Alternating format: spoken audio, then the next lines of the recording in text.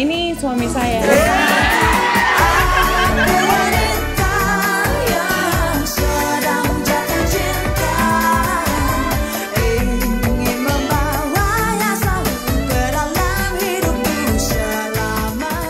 Bahagia bersinar penuh romantis. Seperti itulah wajah dua pengantin baru Chico Jericho dan Putri Marino pasca menggelar pernikahan secara tertutup di Bali. Ya, 5 hari usai menikmati bulan madu mereka di Bali, akhirnya Chico serta Putri akhirnya angkat bicara dan menguak tabir pernikahan yang mereka gelar secara diam-diam pada tanggal 3 Maret 2018 lalu. Masih dengan atmosfer pengantin baru, Chico dan Putri yang sejak awal muncul dan menjawab pertanyaan media sudah menunjukkan sikap super mesra pun akhirnya menjawab teka-teki mengapa keduanya memilih untuk menggelar pernikahan secara tertutup dan hanya mengundang keluarga serta sahabat dekat saja. Diawali dengan nada bangga mengumumkan Putri sebagai istrinya, Chico juga menguak cerita mengejutkan bahwa dirinya sempat menangis di hari pernikahan.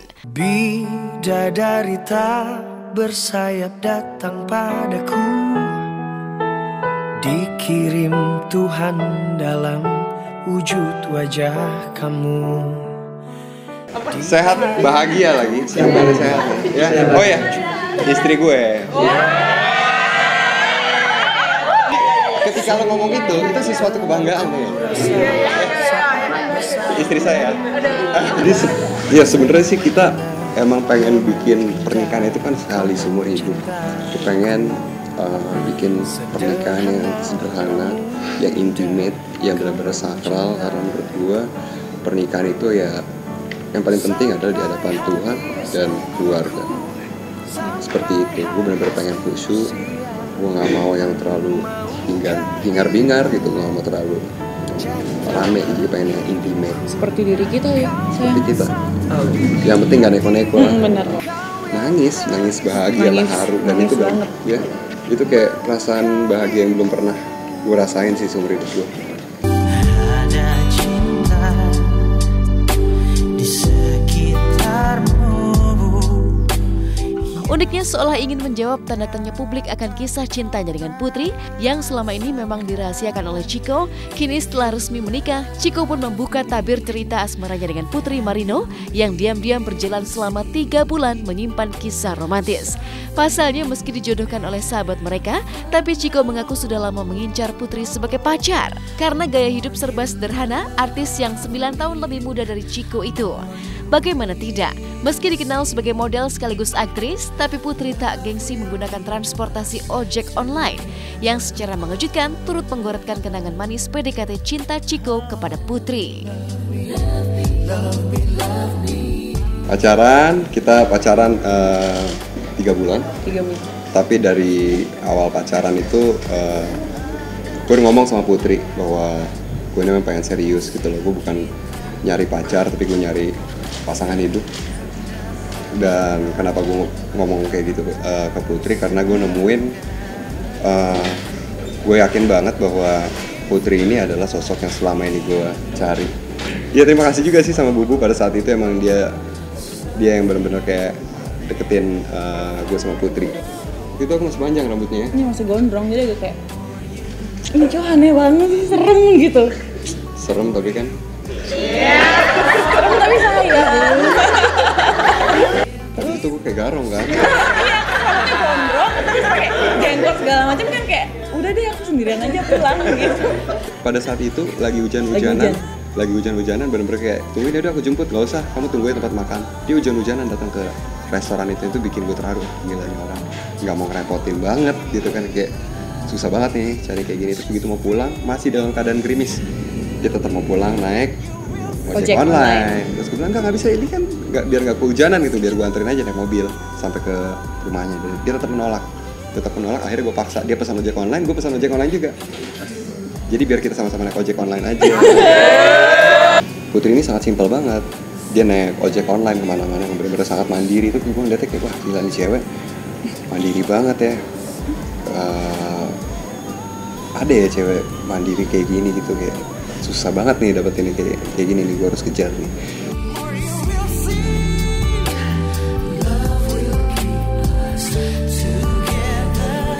3 bulan menjalin cinta, tak banyak yang tahu jika hubungan Chiko dan Putri menyimpan banyak kisah ajaib doa-doa yang terwujud dengan romantis. Salah satunya doa Putri saat masih duduk di bangku SMP, ketika pertama kali melihat sosok Chiko di layar televisi. Kala itu, Putri kecil langsung jatuh cinta kepada sosok Chiko dan berikrar ingin memiliki pacar seperti Chiko. Tak pernah disangka Putri jika satu dasawarsa kemudian, doa Putri tidak hanya terkabul, tapi melebihi dari impiannya. Kini Putri menjadi nyonya Chico Jericho. Waktu aku SMP, aku lagi ngeliat infotainment gitu. Tuh, infotainment tuh. Terus aku ngeliat Chico. Aku bilang ke mama, kapan ya bisa punya pacar kayak Chico Jericho? Aku bilang gitu. Serius itu gue tahu pada saat gue ngelamar Putri. Pas gue ngelamar, gue ngobrol sama orang tuanya langsung, terus orang tuanya ngomong kayak begitu.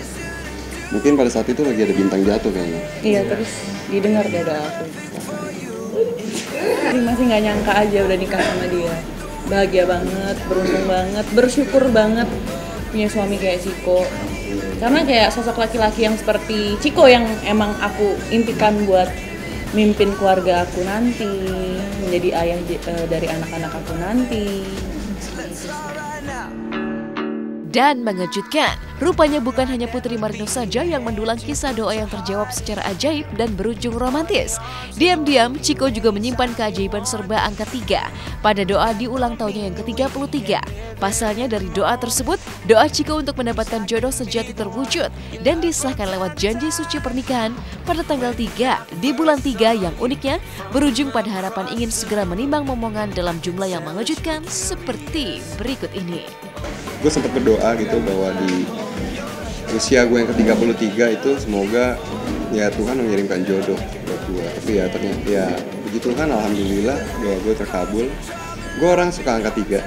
Gue lahir tanggal 3, umur gue 33. Gue nikah tanggal 3 di bulan ketiga. Nanti anaknya 3 juga. Lebih. Ya. Kita mau buat iya sih ya pengen lah ya, pengen banget lah ya. Kita juga emang menunda-nunda, yang mudah-mudahan lah ya. Kita doanya supaya emang semuanya berjalan dengan lancar. I love you. I love you.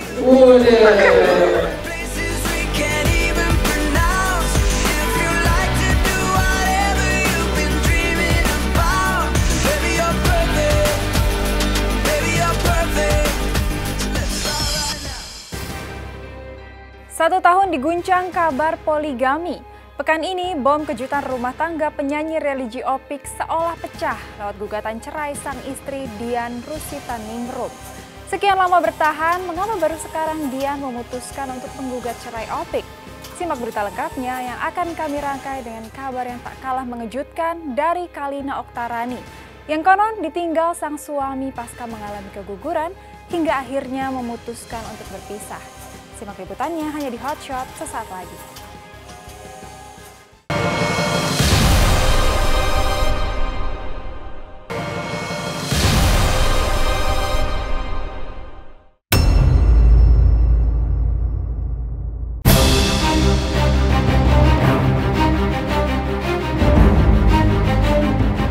Gonjang-ganjing badai miris, pekan ini seolah menyapu rumah tangga sederet selebriti dengan kisah sedih berkalang air mata. Di antaranya nasib cerita Dian Rusitaningrum yang akhirnya memilih menyerah tak kuat menjalani poligami pasca penyanyi Opik dikabarkan menikah siri dengan penyanyi backing vokalnya sendiri. Sikap diam yang tak tahan di poligami itu pun pecah lewat gugatan cerai yang dilayangkan secara diam-diam di Pengadilan Agama Jakarta Timur. Ironisnya, di hari pertama sidang gugatan cerainya sendiri pada tanggal 6 Maret 2018 lalu, Dian justru memilih untuk tidak hadir dengan alasan mengejutkan. Pasalnya tak banyak yang tahu jika Dian sempat datang pada sidang dengan agenda mediasi itu. Tapi begitu melihat fakta bahwa Opik sama sekali tidak hadir, apalagi mengirimkan pengacara, Dian pun memilih untuk mundur tidak menghadiri sidang hingga membuat sidang perceraian mereka ditunda pada tanggal 20 Maret 2018 nanti. Ya, memang sudah saudara Dian Rusita sudah mengajukan cerai gugat ke Pengadilan Agama Jakarta Timur ini didaftar tanggal 5 Februari 2018. Karena pihak tergugatnya tidak hadir, maka ditunda untuk dipanggil tergugat, dipanggil lagi untuk sidang yang akan datang. Tanggal berapa Pak sidang? Sidang yang akan datang sudah dijadwalkan tanggal 20 Maret, jadi hari Selasa juga. Dian juga sebenarnya dia sudah siap datang, cuman nggak masuk ke ruang pengadilan karena dia tahu OPK yang datang. Pada saat dia ninggalin rumah itu, dia sudah tahu lah kalau ini akan berpisah. OPK juga sudah tahu. Sejak Lebaran tahun lalu sudah pisah rumah. Mau tak mau, teka-teki pun mencuat. Sempat bertahan di poligami, tapi mengapa baru sekarang Dian memutuskan untuk menyerah dan melayangkan gugatan cerai? Mengajukan gugatan hak asuh anak lengkap dengan materi nafkah untuk anak pada klausul gugatan cerainya di Pengadilan Agama Jakarta Timur. Benarkah Dian memilih cerai dan tak kuat di poligami karena Opik tak mampu bersikap adil antara istri muda dengan istri tua? Butuh waktu untuk membuka tabir teka-teki ini. Yang jelas, pihak pengacara Dian tak mengelak jika kehidupan Dian berubah drastis sejak Opik memutuskan untuk berpoligami. Berbeda dengan sang istri baru yang konon kerap memamerkan kata-kata mesra lengkap dengan kehidupan mewahnya seperti mobil lewat sosial media, Dian justru dikabarkan pontang-panting bekerja keras berjualan demi memenuhi kebutuhan nafkah kelima anaknya. Benarkah Opik tak adil dalam berpoligami hingga membuat Dian memilih berpisah dan menuntut hak nafkah anak dalam gugatan cerainya? Di dalam gugatannya memang kumulasi, digabung dengan masalah lain, yaitu masalah hadonah atau pemeliharaan anak atau pengasuhan atau pemeliharaan anak, dan juga nafkah untuk anak-anaknya. Jadi gugatannya dikumulasi, digabung dengan masalah hadonah dan nafkah anak. Kondisi sekarang gitu ya, dengan dikasih nafkah yang pas-pasan ya, harus membiayai anak, itu luar biasa lah. Semua pekerjaan dia kerjain, dia buat apa, jual baju apa, semua sudah berusaha menerima kok, sudah berusaha bersabar, sudah berusaha menjadikan si Tara Madunya ini kan sebagai adik ya. Tapi itulah tadi, sekuat apapun perempuan gak akan ada yang kuat di poligami. Tak jauh dari nasib Dian istri Opik, mantan istri mentalis Deddy Corbuzier, Kalina Oktarani, juga diam-diam melayangkan gugatan cerai kepada Hendrayan yang belum genap 1 tahun dinikahinya. Dan hari Kamis tanggal 8 Maret kemarin, Pengadilan Agama 3 Raksa Tangerang seolah menjadi saksi betapa Kalina serius dengan gugatan cerainya, menyisakan tanda tanya besar.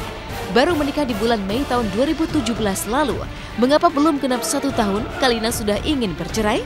Sempat mengalami keguguran dan tak didampingi oleh Hendrayan yang konon menghilang.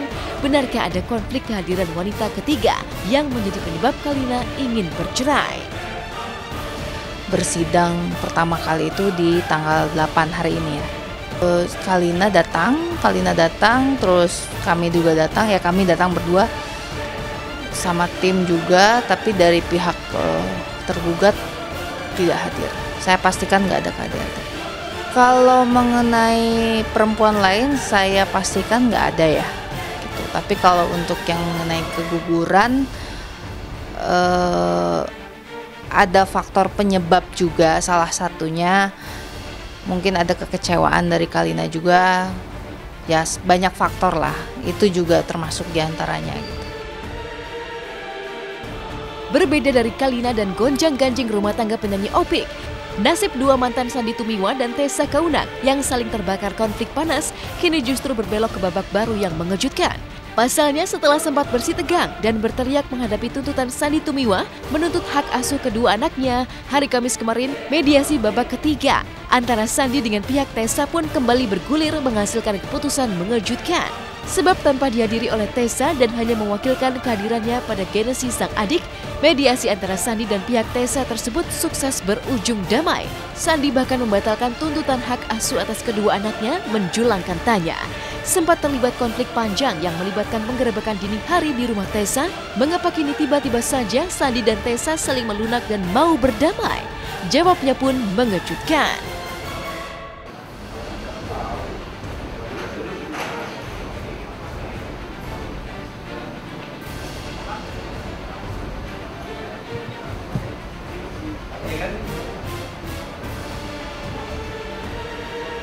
Dan alhamdulillah berkat niat baik kedua belah pihak, baik pihak Tessa maupun pihak Sandi Tumiwa. Jadi kami sepakat untuk berdamai. Ya, damai itu indah. Untuk hak asuh anak kita sepakat di sini tidak mempermasalahkan lagi. Kita mempercayakan kepada Tessa, kembali lagi kepada pasal 105 ya kompilasi hukum Islam, bahwa anak di bawah 12 tahun ibunya lah yang mengasuh anak itu.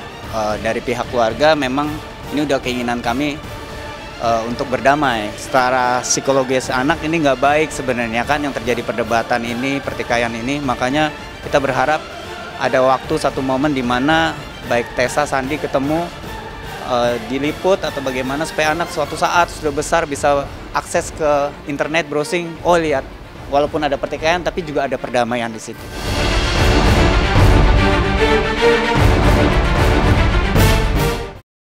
Bahagia pekan ini tengah dirasakan oleh artis Omar Daniel. Pasalnya, setelah lama menjalani syuting stripping, akhirnya Omar mendapatkan rehat panjang hingga bisa berlibur di kawasan Eropa dan merubah penampilannya 180 derajat. Jika biasanya Omar tampil dengan rambut gondrong, mendadak berubah menjadi rambut pendek dan tanpa kacamata. Seperti apakah kerennya penampilan baru Omar? Berbeda dengan Omar Daniel, Preti Asmara justru tengah bersedih karena menuai vonis 6 tahun penjara. Benarkah Preti menjadi emosional karena tidak terima? Simak berita lengkapnya usai jeda pariwara berikut ini.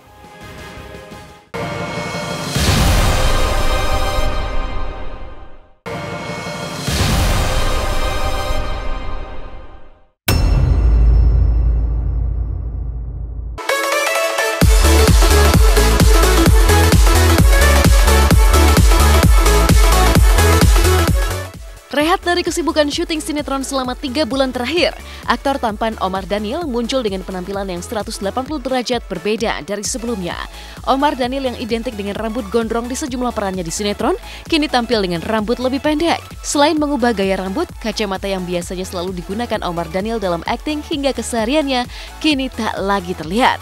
Rupanya, Omar Daniel telah menjalani operasi lasik untuk menghilangkan gangguan miopia pada matanya. Lewat operasi lasik yang berlangsung tak lebih dari 10 menit, Omar Daniel mengaku tak perlu lagi menggunakan kacamata.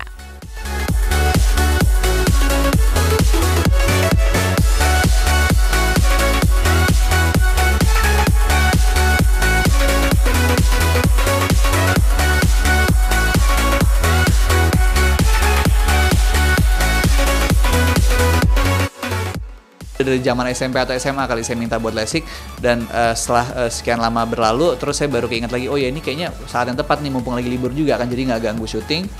Dan saya habis potong pendek, kalau saya mau berubah karakter atau misalkan saya memang mau menghilangkan ketidaknyamanan ini, karena pakai kacamata itu nggak nyaman ya, capek, berat, dan sangat mengganggu, apalagi untuk saya yang suka traveling. Karena kemarin traveling di laut itu paling ganggu banget, jadi banyak banget hal yang mengganggu.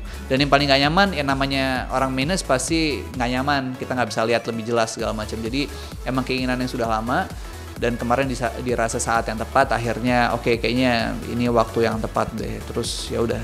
Jadi ini emang dipotong keputusan pribadi dan keinginan pribadi sih. Sebenarnya dari sebelum ke Eropa. Jadi pas sudah begitu dapat break, begitu lihat schedule ternyata ada break dan lumayan panjang, terus kepikiran kayaknya ini saat-saatnya gue bebas nih gitu. Kalau kemarin kan gondrong kita nggak bisa seenaknya potong rambut kan, karena kita memang masih continuity shooting gitu. Tapi kalau sekarang kayaknya wah oke juga nih. Akhirnya ya udah deh langsung potong pendek, lumayan pendek, untuk kemarin udah panjangan. Ya boleh dibilang gitu udah agak-agak boring dengan rambut. Enggak sih sebenarnya, kemarin tuh bolak-balik ada kejadian kayak saya potong agak pendekan. Terus ini kayak saya habis lasik mata segala macam, orang bilang nggak takut tuh karakternya hilang kan pakai kacamata dan gondrong. Nggak sih, nggak takut. Karakter itu hal yang bisa dibentuk. Satu, yang kedua bukan cuma karakter tapi menunjang kita tuh juga prestasi dan apa yang kita lakukan gitu. Jadi nggak tergantung sama karakter juga. Dan yang paling penting adalah self confidence. Kesempatan libur syuting selama kurang lebih 3 bulan sejak akhir November 2017 lalu juga dimanfaatkan Omar Daniel untuk mewujudkan ambisinya menjelajahi berbagai negara. Hobi traveling yang sudah lama dipendamnya mengantarkan Omar Daniel menikmati sensasi kuatnya ombak di perairan Labuan Bajo hingga mendapat pengalaman luar biasa saat singgah di Pulau Komodo.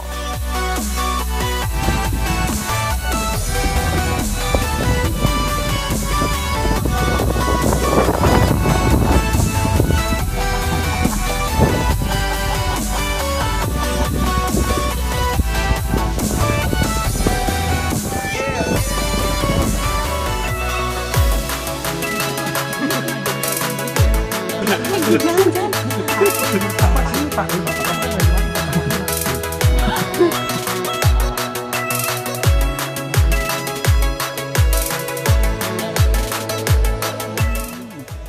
banget, terutama waktu pengalaman waktu ke Labuan Bajo sama ke Eropa. Karena waktu ke Labuan Bajo juga kali pertama buat ke tempat liburan yang benar-benar menurut saya boleh dibilang ekstrim ya. Maksudnya dari segi cuaca juga kemarin Februari masih hujan. Terus juga dari segi alam juga itu masih benar-benar virgin. Jadi masih kalau boleh dibilang tuh bahayanya real. Kemarin tuh nggak disangka ternyata karena masih hujan jadi ombaknya cukup tinggi.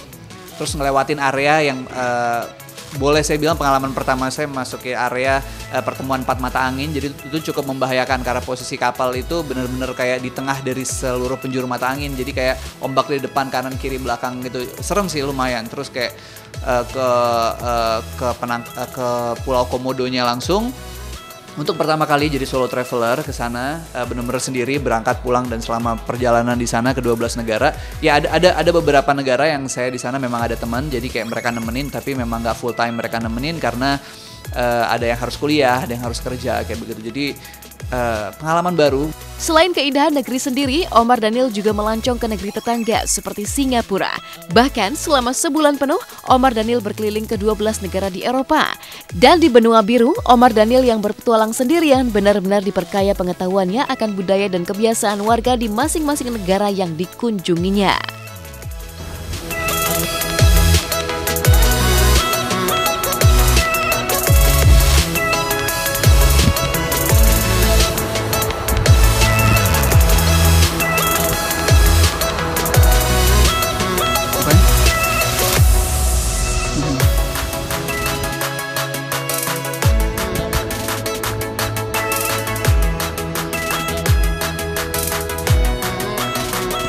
Nyari waktunya kan memang susah kan, kita nggak bisa semena-mena ambil izin cuma buat liburan semata gitu. Jadi kayak kemarin kebetulan emang pas lagi kosong, ya selagi ada kesempatan langsung kita manfaatin sih sebenarnya. Masing-masing negara atau masing-masing kota yang saya datangin itu saya pasti beli namanya snowball gitu, kayak bola kaca, tapi di dalamnya ada kayak icon dari negara atau dari kota itu sih sebenarnya. Itu aja yang saya beli di setiap negara, jadi kayak bawa sekitar 12 snowball buat saya pribadi.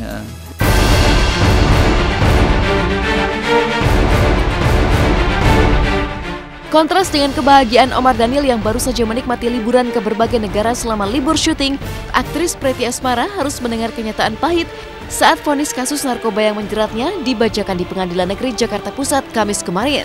Tertangkap pada pertengahan Juli tahun 2017 lalu, Pretty Asmara dinyatakan bersalah atas permufakatan jahat hingga menjadi perantara jual beli narkotika dengan vonis 6 tahun penjara. Mendengar putusan majelis hakim, tangis Pretty Asmara pecah.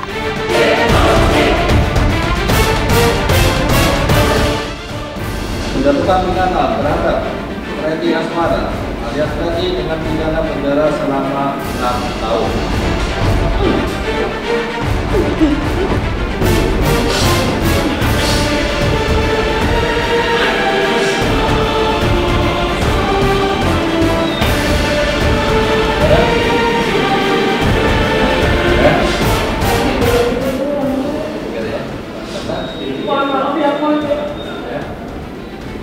Karena saya di sini hanya kambing hitam dan Alvin juga sama sekali tidak ada upaya dari kepolisian untuk ditangkap. Lantas, akankah Pretty yang menyebut dirinya sebagai kambing hitam karena tak merasa memesan atau membagi-bagikan narkoba ke sejumlah sahabatnya akan mengajukan banding atas vonis 6 tahun penjara yang diterimanya?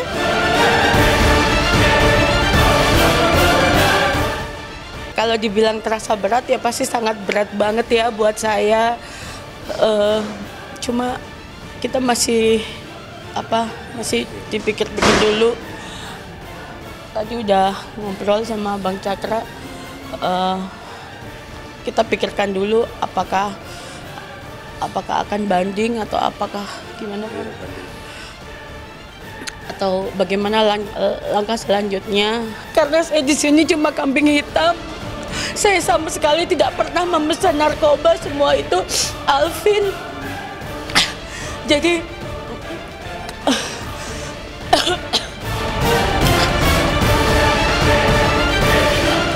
ya nanti kita masih pikirkan lagi.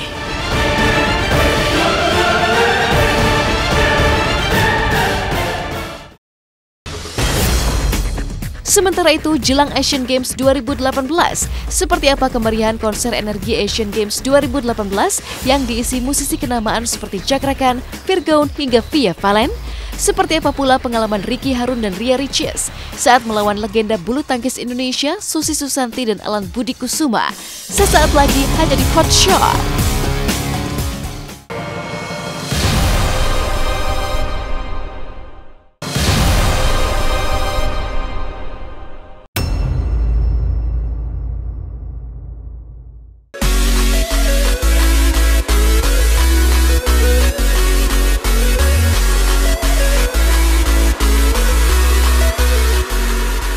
Bulan jelang Asian Games 2018 digelar pada Agustus mendatang, kemeriahan pesta olahraga Asia yang digelar setiap 4 tahun sekali tersebut telah kental terasa. Inilah yang terlihat dalam konser bertajuk Energi Asian Games 2018 yang digelar SCTV Kamis kemarin.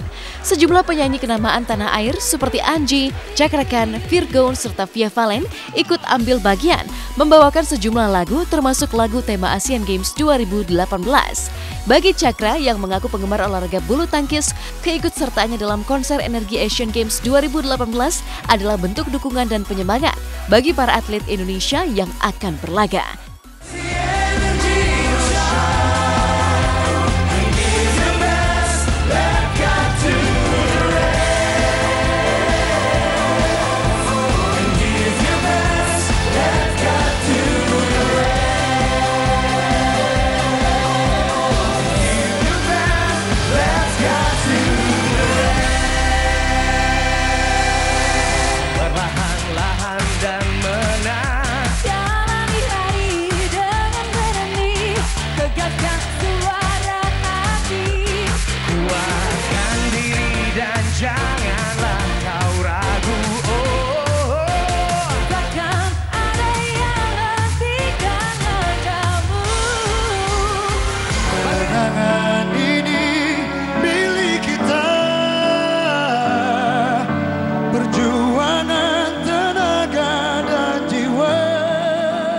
Kebetulan hari ini ada konser Energi Asian Games 2018, jadi ini menyongsong Asian Games nanti.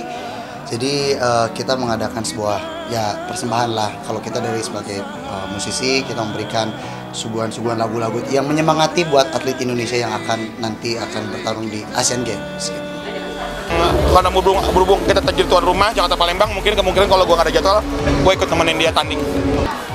SCTV bangga sekali bisa membuat acara pertama yang dilakukan oleh Entek Group sebagai official broadcaster Asian Games 2018 ini. Jadi konser Energi Asian Games ini kita berharap bisa memberikan energi awal dari Energy of Asia yang diusung oleh Inasgok juga, dan bisa membuat masyarakat Indonesia mulai lebih aware lagi, lebih semangat lagi, ikut volunteer lagi untuk menyukseskan acara Asian Games 2018 nanti.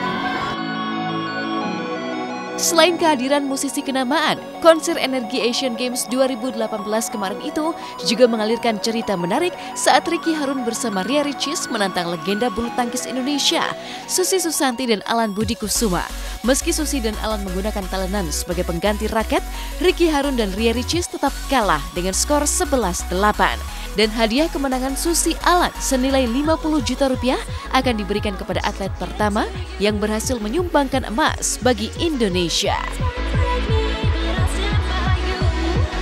Serve sudah dilakukan. Cep,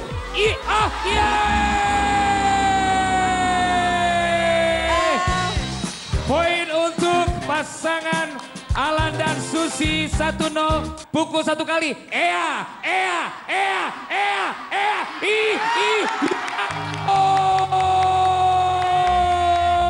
Maksudnya dikedut saja tapi ternyata menipu diri sendiri. Pasal 378, 362, 460 kena semua. Satu-satu.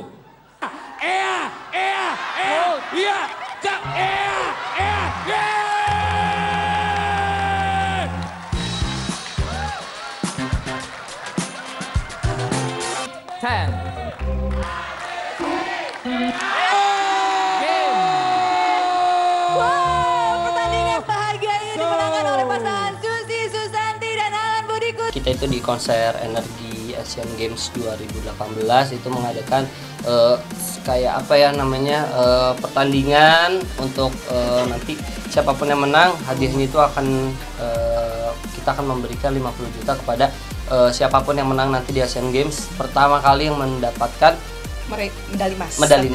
Gitu. Jadi antara tadi ada aku sama Ricis, orang kita main pakai raket, mereka mainnya pakai talenan. Ya kan, jadi ya cemasannya nggak kencang-kencang amat, tapi ya susah juga, maksudnya harus ngimbanginnya juga susah gitu. Gimana pun juga ya mereka kan memang yang terlatih, kalau kita kan yang tertatih ya. Selain ajang Asian Games 2018, SCTV untuk ketiga kalinya juga akan kembali menggelar ajang Indonesian Box Office Movie Awards 2018. Dan untuk menyatukan suara, para juri IBOMA dan ISFF 2018 mendengar pengarahan tahap 2. Sejumlah juri seperti Prisya Nasution, Lola Amaria, Gina S. Nur, hingga Rako Priyanto akan dihadapkan pada pilihan sulit saat mereka harus menentukan 3 film dari 10 film terlaris sepanjang tahun 2017 untuk kemudian dipilih sebagai film terbaik IBOMA 2018. Selain itu, masih ada sejumlah kategori lain yang tentu akan menghadirkan lika-liku dan perbedaan pandangan dari masing-masing juri. IBOMA ini menjadi bagus dan menjadi tempat yang tadi Pak dan sampaikan mengapresiasi film Indonesia yang sedang tumbuh dan maju. Ini adalah film-film yang akan dinilai tahun film terbaik. Ini adalah komposisi juri IBOMA tahun ini. Hari ini kita briefing Dewan Juri bersama pihak SCTV. Kami menyamakan suara lah apa yang diharapkan sama SCTV dan apa yang Dewan Juri harapkan dalam IBOMA kali ini gitu. Mudah-mudahan yang kami senang dari SCTV adalah SCTV amat sangat menekankan bahwa IBOMA adalah penghargaan yang independen yang diselenggarakan oleh SCTV untuk mengapresiasi jumlah penonton Indonesia, merayakan apresiasi penonton dengan merayakan 10 film box office gitu. Kita udah dihadapkan kepada 10 film yang sudah terpilih oleh SCTV untuk IBOMA yang terlaris sepanjang tahun 2017. Kemudian pada saatnya nanti kita semua kami sebagai juri memilih 3 terbaik yang nantinya akan kita rundingkan lagi. Ya, masa-masa itu mungkin yang akan seru ya. 10 film terlaris sepanjang tahun 2017 juga menghadirkan beragam genre yang jauh berbeda dari tahun sebelumnya.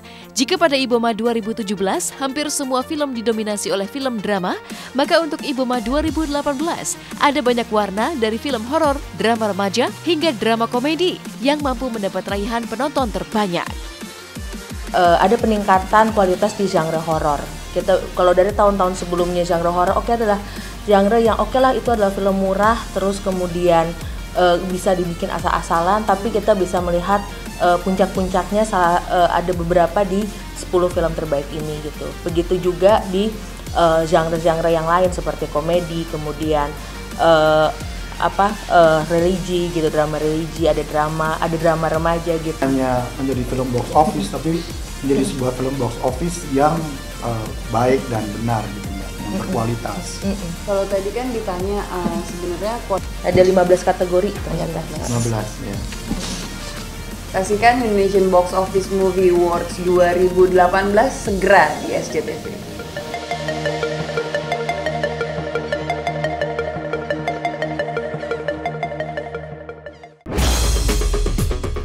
Berperan sebagai pilot di film The Perfect Husband, benarkah Dimas Anggara belajar khusus kepada salah satu sahabatnya yang berprofesi sebagai pilot? Seperti apa pula kebahagiaan Bunga Zainal saat kembali mencicipi dunia akting setelah cukup lama vakum?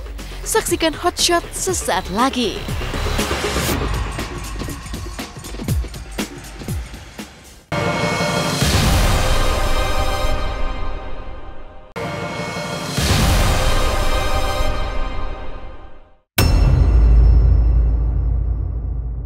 Pak, saya janji, saya bakal tanggung jawab.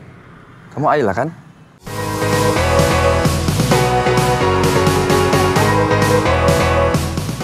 Setiap film mengalirkan pengalaman berbeda bagi para pelakonnya. Seperti itu pula ketika Dimas Anggara dan Amanda Rolles dihadapkan pada peran Arsen dan Alia dalam film The Perfect Husband. Film bergenre drama komedi ini terinspirasi dari novel karangan Indah Riana dengan judul yang sama. Dan bagi Dimas Anggara, peran Arsen, sosok pilot muda yang jatuh hati pada Alia, menghadirkan tantangan tersendiri.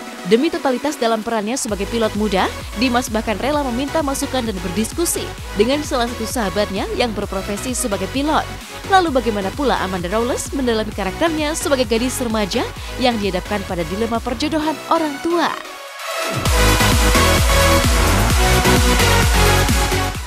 Jadi kebetulan saya punya sahabat, dia profesinya sebagai pilot, jadi saya banyak diskusi sama dia, nanya-nanya. Terus dia katanya gitu, ini pesawatnya apa yang lo pakai? Nggak tahu. Jadi kayak nanti aja deh, begitunya ya. Gitu. Yang standar-standar yang secara teknisnya gitu kan. Karakternya aku lebih pakai, gimana ya? Aku mau pakai karakter si Ayla ini di dunia nyatanya gitu. Jadi di rumah aku jadi Ayla gitu, aku mulai biasain gestur-gesturnya Ayla yang agak tomboy, bandel. Pokoknya itu sih salah satu caranya buat aku dalamin karakternya gitu. Selain Dimas Anggara dan Amanda Rawless, film The Perfect Husband juga menandai kembalinya Bunga Zainal dalam dunia film tanah air setelah 13 tahun tak mencicipi industri layar lebar. Bunga Zainal yang biasanya lebih banyak berperan dalam FTV atau sinetron merasa tertantang ketika harus beradegan untuk film layar lebar.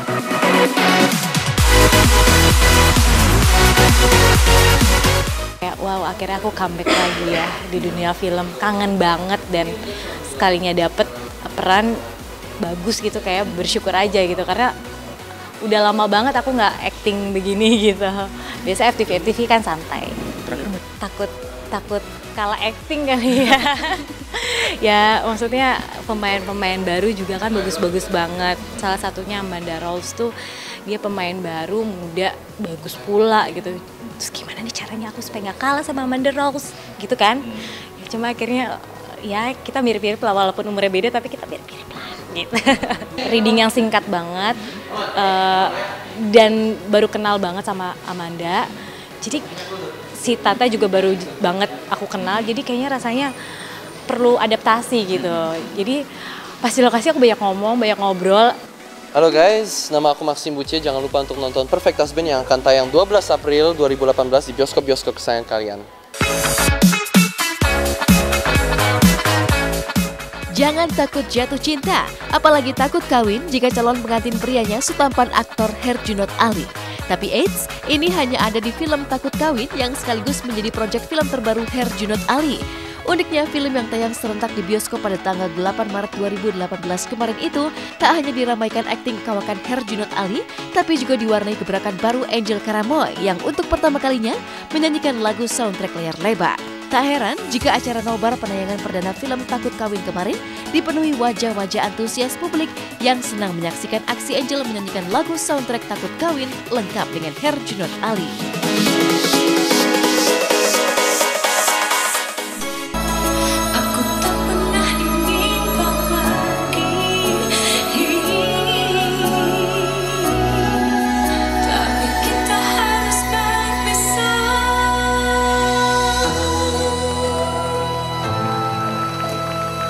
Takut kawin. Kedatangan penonton tadi cukup menyenangkan sekali, ngelihat mereka datang, terus ada anak sekolah juga tadi seru-seruan di atas panggung, terus mereka juga masih beli tiketnya, habis beli tiket nanti kita lihat aja di dalam situ kayak gimana.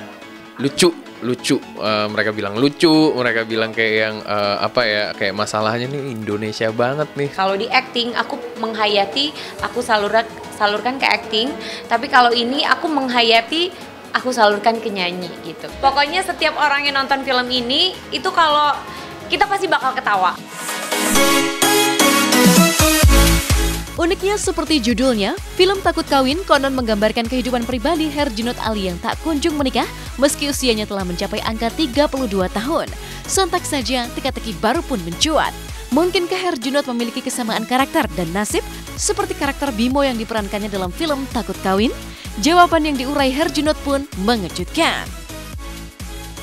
Mendewasakan sekali karakter Bimo itu. Pemirsa Hotshot, kenapa pemirsa Hotshot harus nonton film Takut Kawin? Karena di film Takut Kawin ini banyak sekali pesan moral yang sungguh sangat dekat dengan kehidupan kita masyarakat Indonesia. pesan moral yang pertama adalah kalau misalkan mau melakukan sesuatu nggak usah terlalu banyak dipikirin. Oke?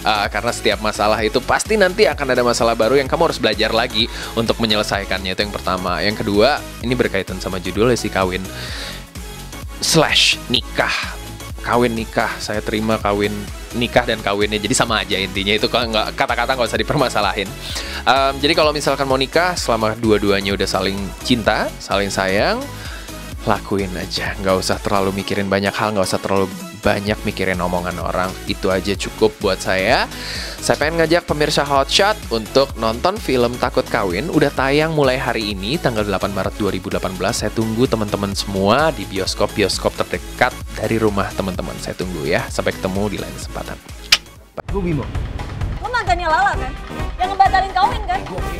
Bego! Aduh! Mas Bimo ini orangnya ganteng. Pasti banyak cewek-cewek yang mau kan? Bikin mereka cerai. Ini batalin ya tuh mau kawin. Mumpung belum telat. Gue aja kayak gini gimana lo? Telepon saya aja.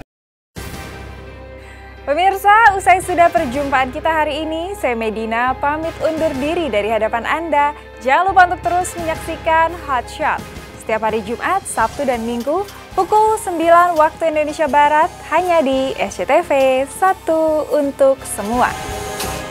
Kau jadikan aku kekasih bayi.